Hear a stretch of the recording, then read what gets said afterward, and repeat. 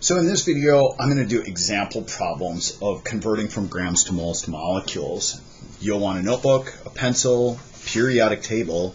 You'll definitely need a calculator for this one because all these are calculator ones. And then I have the textbook right in front here. This is number 35, and we're going to work A, B, C, and D. I'm going to write out all the work and explain each one as we go along. You can follow along, and then you can notice that it's a matched pair, 35 and 36.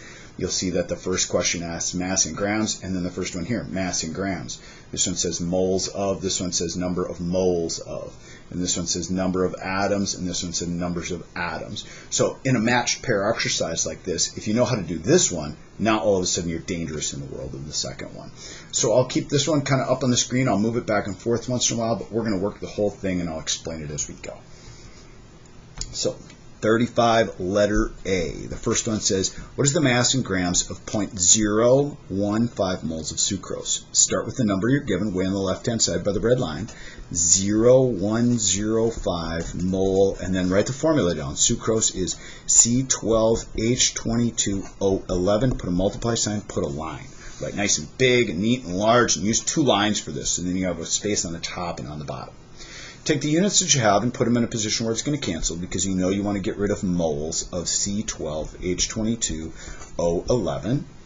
And then you want to go to mass. So look on your periodic table and see it says mass right there. And see if you can find a link that goes from moles to mass in grams. So it goes from moles to mass in grams right here. Oh, here's your conversion factor following this arrow right down here. You're going to have 1 mole on the bottom, and you're going to have MM. MM, remember, stands for molar mass, or formula mass from the periodic table. So 1 mole goes down here. Grams go here on the top of C12H22O11. And we have to add up C12H22O11 on the periodic table. So carbon is 12 times 12, because there's 12 of them in here. How did I know carbon is 12? Because there's a 12 right up here above carbon. Hit enter, and then I'm going to add the hydrogens, which is 22 times 1, because there's a 1 up here, so plus 22. And then I'm going to add to that oxygen. There's 11 oxygens, and oxygen is worth 16. So 16 times 11, and I'll add those together, and I get 342. This number is my molar mass, or my formula mass, or my formula weight that I put in here. Now I need to take that number times 0.105, and bingo, bango, bongo, 35.91 grams. That's to 4 sig figs. If I want to go to 3 sig figs, it would be 39.5 grams of C12H22O11. Problem number 1, done. Letter B. Moles of zinc nitrate in 143.5 grams of this substance. So start with the number that you're given. Start way on the left-hand side, 143.50 grams, and then write down the formula, ZnNO3(2). Put a multiply sign, put a line. Put the grams in a position where it's going to cancel, because we know when we want to get rid of that. So grams of zinc nitrate, 2 right here. And then let's put what we're looking for, moles, on the top. But first let's check, can we go directly from grams to moles? Oh yes, we can. It says 1 mole on the top, MM on the bottom. MM, remember, that stands for the molar mass, what we add up on the periodic table. So we put 1 mole of this zinc nitrate up here on the top. Now let's add those up on the periodic table. That's going to take some calculator work. Watch my work. I might mess this up. 65 for zinc plus, I'm going to round it just a little bit. Let's see, there's going to be 2 nitrogens, because this 2 speaks, or has to distribute in there. Nitrogen is worth 14 times 2.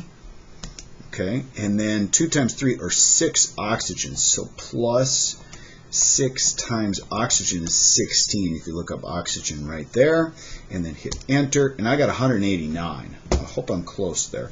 189 grams in zinc nitrate. So now I take my 143.5, and I'm going to divide that by my answer, second answer, which was right here, 189. And I should get 0.759. To 4 sig figs, it'd be 0.7593 I think I need 4. Oh, I need 5 sig figs. So really I would write 0.75926, and that would be moles of zinc nitrate. It would depend on how many sig figs I had here, so I could carry that out a little bit. I might be off by a couple, but right now we're just getting the technique of how to convert from grams to moles and molecules, so we'll be satisfied with going to 5 sig figs, which is the number we started with right here. Continuing, number 35, we are now on C as in cowboy, and in this one, it has us going from the number of molecules in this many moles of this creature right here, C3H2OH. I think that's ethanol, actually. So start way here on the left-hand side, 1 times 10 to the negative 6th, and it's moles of the CH3CH2OH. Put a multiply sign, put a line. Put the units that we have in a position where it's going to cancel. So put our moles of CH3CH2OH right down here. And then it asks us to find the number of molecules. So let's put molecule as the word up here on the top. And then let's look on our mole chart. And we're going to go from moles to molecules. Let's see if it links from mole to molecule. Here we go. When we go from mole to molecule, we use Avogadro's number here on the top and 1 mole on the bottom. So I put a 1 down here, and I put 6.02 times 10 to the 23 on the top. This is a great time to use the E button on the calculator. 1 times 10 to the negative 6th times 6.02, enter exponent, 23, enter, there we go, 6.02 times 10 to the 17th. Surprisingly enough, what you could have done is multiply the 1 times the 6.02, and then you could have added the exponents, negative 6 plus 23. Oh yeah, that got me 17, and then you wouldn't have had to push all those buttons on your calculator, but that's okay if you want to double check with it as well. Letter D, the number of N atoms in 0.410 moles of NH3. Now notice this is looking for N atoms. Okay, we're looking for those guys. Tricky one. Okay, tricky one. But put a multiply sign, put a line like we always do. Put moles of NH3 in a position where it's going to cancel. And then on the top, let's see if we can go directly. This is a molecule, right? NH3, it's a collection of atoms. I can't go right to atoms. But I could go from moles to molecules, and then I could use the relationship inside of here to find the number of nitrogen atoms. Oh yeah.